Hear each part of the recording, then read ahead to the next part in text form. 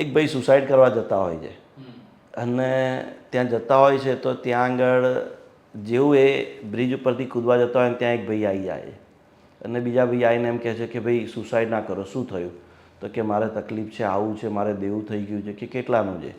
તો કે 20 લાખ રૂપિયાનું. એટલે પેલા ભાઈએ કીધું કે 20 લાખ રૂપિયા માટે ભાઈ તું સુસાઇડ કેમ કરે છે? ઊભો રહે કે હું તને એણે ખિસ્સામાંથી ચેકબુક કાઢી 25 લાખ રૂપિયાનો ચેક લખીને આપી દીધો કે તું કોઈ હવે આ વાતને વિચારીશ નહીં. એ ભાઈ સુસાઇડ કરવાની જગ્યાએ ઘરે જતો રહ્યો, 25 લાખ રૂપિયાનો ચેક મળ્યો, બરાબર છે, પણ એની અંદર એવો વિચાર આવ્યો કે મારે એના 25 લાખ કેમ વાપરવાના. એટલે એણે એ 25 લાખનો ચેકને યુઝ કર્યા વગર એના ઘરમાં મૂકી દીધા અને એણે કામ કરવાનું ચાલુ કર્યું.